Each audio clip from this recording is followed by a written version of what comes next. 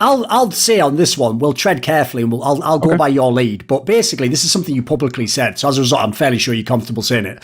So one of the main sites that obviously I've had my beefs with over the years, all just from them doing scumbag shit, by the way, never anything else. There's never anything personal whatsoever. It just became personal because they did that classic thing where when I call them out for being scumbags, they just call me out because they don't like me for no good reason. So HLTV.org, obviously the main website in the Counter-Strike space.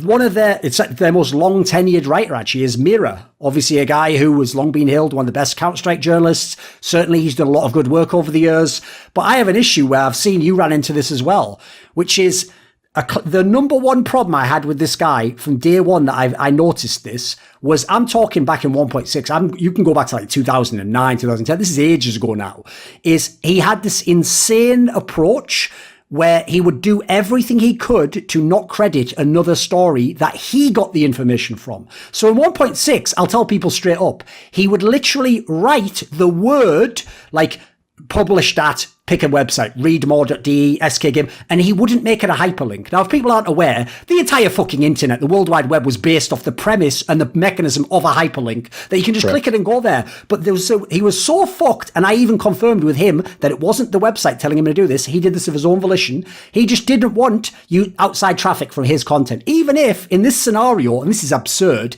he only got that information because you did that story. So he's essentially stealing your information and not giving you anything back. Even though, if people don't know, it's literally just for courtesy. 99% of people have already read the fucking news. They're never clicking that story. He's probably put it all in his article. Now, I noticed, in your case, you had a similar issue where he just wasn't crediting you properly. And it was even implied, and this is why I bring it up, because I saw what his comeback was. And his comeback was, but I only published my story 5 minutes later. Now, the reason why I bring this up, DK, is because when I noticed this back in the day, I also heard another alarming story. And I'm just going to say this is speculation. It's not something I'll claim I've proven or run down or whatever. It's just that I'd just say, just look at the evidence. You just look at what actually happened.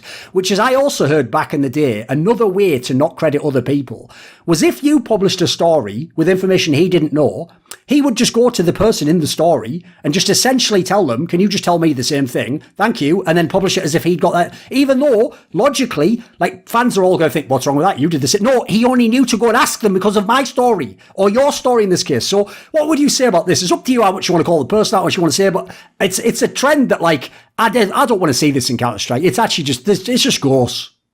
I don't like it. For me, at first, I would say earlier on, I took it much more personal. It was something a hill I was absolutely willing to die on and have that back and forth. So earlier on, yeah, I absolutely held a grudge over it for sure. And I absolutely went out of my way to call, multiple people out for it.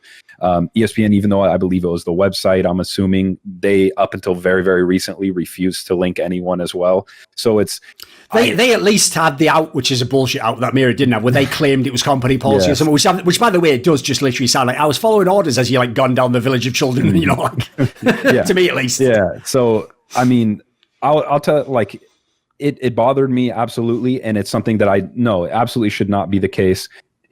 That was the trend, right? There were so many times where to put it lightly, like, I could tell when I was going to publish a roster move, I could, just based on people I know in the space, not only could I get the information, put it together and get ready to report a roster move or whatever else, but I could also go to my sources, other sources, sometimes the same, and go, how close is HLTV or this journalist to publishing this? That is how well connected you inevitably get if you take this seriously and you do work at this job. Richard could do this exact same thing. You can go to them and say, how close are they? Is HLTV on this? And I would be told, is HLTV on this or are they not? So if you're that well connected and then you publish something and then 10 minutes later there is a report that isn't linked to you, and their excuse from Mira, it happened a couple times, and from other people at HLTV, they would say, well, we had our own sources for this. Tell me how you have your own sources when I know people who work for your company or near your company who tell me that this was not planned and they rushed to put this together and get it out because they realized there would be an opportunity here to get some of the awareness. And to me, the reason this happens, and I I can only assume why someone many, many years ago in 1.6 would refuse to do that is it's too much focus on either, and I don't know whose fault this is, whether it be the website or it originally is the website and then naturally a journalist, it becomes a thing, is putting so much emphasis on the amount of clicks or and I know that that's the way the business works, right? You need those numbers to sell this. I get that. That's how journalists get paid, but you end up playing those kind of stupid games if your focus is on how many clicks you're getting. If you're focusing so much on the results, and like I said earlier, I was told very early on, and I'm thankful for that from the people I worked with at Slingshot, to focus on process. I never once, except for rare occasions when I was negotiating with a new outlet, or there was it was rare. I would say less than 5 times did I ever hear, even to this day now, how many clicks my stories got. There was only a handful of times where I said how many, or it was a natural function of the website where it just showed me when I went to my profile on Double Tap. I didn't know how many clicks my work got. All I knew was I'm doing the job the right way. I'm doing what the public wants to see, and I'm focusing on areas I'm good at and I realize are working. I realize this is working. I'm going to double down on this. To me, the only explanation I have for that, for people who want to do that, is either some sort of insecurity complex where they're upset that you are getting now more attention even though they've been doing it less time than you. It might be something to do with that. Or they're too focused on the results side of things, whether that be pressure from the place they work, which in my case, if I was getting pressured about how many clicks I got, I'm gone. That has no relevance to me, really. If it's not enough for you to pay me the amount you want to pay me, then fine, I'll go find it somewhere else, or I don't deserve to make that money.